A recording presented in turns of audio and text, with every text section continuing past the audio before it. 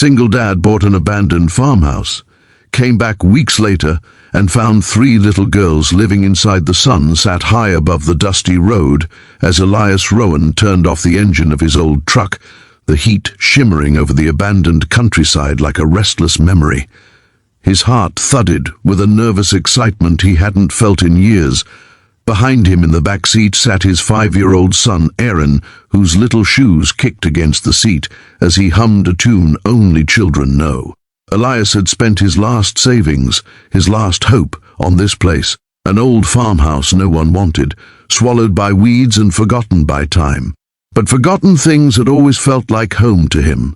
Life had been heavy since his wife's passing, and in every quiet corner of his soul he clung to the belief that this house would be a new beginning. Yet as he stepped out, wind brushing soil across his boots, he sensed something, like an untold story trapped in the air, waiting for someone brave enough to listen. Hope filled his chest, but deep inside, a whisper warned him. Some places don't stay empty for no reason. If you believe in kindness, second chances, and stories that heal the heart, don't forget to like, comment, share, and subscribe to the channel Always Kind right now. Your support helps spread love and hope to someone who might need it today. Elias walked slow, surveying the weather-beaten wood, the broken porch railing, the vines claiming walls like desperate arms clinging to the past. Aaron ran in circles in the tall grass, laughing at butterflies that danced around him, unaware of how fragile their dreams were. Elias inhaled, tasting dust and longing. This farmhouse wasn't perfect, far from it, but he had plans. 2 weeks of paperwork and fixing utilities, then he would bring Aaron here properly, and they'd start again, away from the noise, the pity, the memories of hospital rooms and sleepless nights. Holding a child who didn't understand why mommy never came home anymore. He would make this house a home.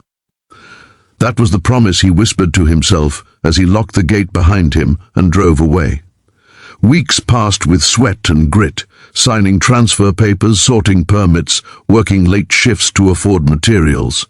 Each night, he lay beside Aaron on their thin mattress in the cramped apartment, tracing dreams in the air. Soon, he whispered, soon, buddy, we'll have space to run. A kitchen where pancakes taste like sunshine, a backyard where you'll never feel alone. He imagined painting the walls soft white, putting flowers by the porch, fixing old windows so sunlight could pour through like forgiveness. He never expected life to thank him for his hope. He only prayed it wouldn't punish him again. When the day finally came, he drove back to the farmhouse with a tired smile and a hopeful heart. But as he approached, something felt wrong. A window curtain fluttered. Footsteps, light scurried inside. Elias's pulse crashed like thunder. He motioned Aaron to stay in the truck. The front door, which he had locked, stood cracked open. His breath trembled as he pushed it wider, expecting stray animals or curious teens. Instead, he froze. On the dusty living room floor, 3 little girls huddled together, staring at him with wide, frightened eyes. The oldest looked around 9, tall and slender, her clothes too thin for her small frame. Beside her sat a girl who seemed around 6, clutching the youngest, no older than 3, whose cheeks were streaked with dirt and silent tears. Their hair tangled, their clothes worn, their innocence hanging by threads.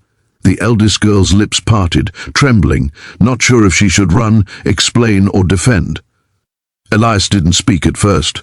His heart cracked open. Something inside him recognized the hunger in their eyes, not for food, though that was there too, but for safety, for softness, for someone not to turn them away. The oldest stepped forward bravely, shielding the younger 2 like a tiny soldier who had fought too. Many battles. Her voice shook. Please, we're sorry. We didn't break nothing. We didn't know where else to go. Her name, he would learn later, was Seraphine. Her sisters, Mira and baby Isla. 1,000 thoughts crashed through him, legal consequences, safety concerns, unknown stories, but compassion drowned every fear. How long had they been here? Were they alone, abandoned, lost? His voice came out low, gentle. It's okay. I'm not angry. I just need to understand. The little ones wiggled closer to their sister, trusting no one but her. Elias left the door open, stepped back instead of forward, a gesture that said, "You're not trapped, you can breathe here." Aaron peeked from the truck window, then toddled up behind him, clutching his stuffed lion. The girls stiffened, but Aaron, like children who still know untouched kindness, held out his toy to the smallest girl without a word. The baby blinked, and for the first time, hope warmed the room like sunlight sneaking through broken shutters. The farmhouse wasn't just discovering life again, it was becoming sanctuary. Elias learned they had been surviving on berries and a loaf of stale bread they found near town. Their mother had vanished weeks ago, leaving only a whispered promise she never returned to fulfill. Seraphine's eyes carried storms far too heavy for her age. "I thought she'd come back. I tried to take care of them." There was courage in her voice, but pain threatened every syllable. Elias didn't judge. Life had been merciless to him too. He didn't question whether to help, only how. He brought food from the truck, asked if they were hurt, let them wash up in a bucket of clean water he kept for workdays. He stayed calm, patient, giving them space. Trust wasn't something children like them handed easily. As he fed them slices of bread and apples, little Isla clapped and laughed weakly, like she had remembered joy, if only barely. Elias felt something ancient stir inside him, the instinct to protect, to rebuild, to love again.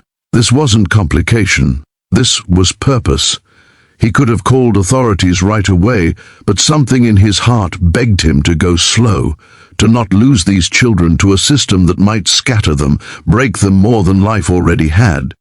Instead, he first called a local social outreach he trusted from support groups after his wife passed.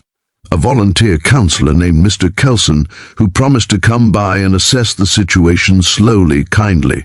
Elias didn't hide anything. He only wanted compassion to arrive before paperwork. Over days he brought blankets, food, extra clothes from donation bins. He repaired broken windows, cleaned rooms, and transformed despair into fragile hope. Sometimes, Seraphine cried quietly at night, thinking no one heard. Sometimes Mira laughed while chasing Aaron in the yard, discovering childhood again. Sometimes baby Isla slept against Elias's chest while he worked, her tiny fingers gripping his shirt like she feared letting go meant disappearing. The farmhouse began breathing new life, filling with crumbs of laughter, tiny footsteps, the soft rustle of second chances. Elias never forced gratitude. He only offered safety. And the girls bloomed. Government help eventually came, not as punishment, but as support. The caseworker saw a gentle man doing what society should have done sooner, noticing children too invisible to save themselves. With guidance, forms, and long conversations, Elias applied to become their temporary guardian. It wasn't easy, nothing worthwhile ever was, but every struggle carved room for healing. Weeks turned to months. Seraphine slowly stopped waking up in panic. Mira learned to braid hair and giggle loudly without apology. Isla called Elias Da'i and melted hearts like spring melts frost. Aaron gained sisters, not by blood but by fate's kindness. And Elias, once a man surviving grief, was now a man growing love, restoring broken souls alongside broken wood and peeling paint. The farmhouse transformed into a warm home, sunlight resting softly on repaired floors, children drawing crayon dreams on walls destined to hold memories, not dust. One evening, while orange twilight kissed the fields, Seraphine tugged Elias's sleeve, her eyes wide, voice raw and sincere. "Thank you for not sending us away when you first saw us." Elias knelt, steady and gentle. "Sometimes life gives us people when we need them most. You girls saved me too." Tears welled in her eyes, but this time they weren't only from pain, they were from belonging. The farmhouse never stopped being old, but now it felt alive. Sometimes second chances don't come loud, they arrive scared, barefoot, and holding on to siblings.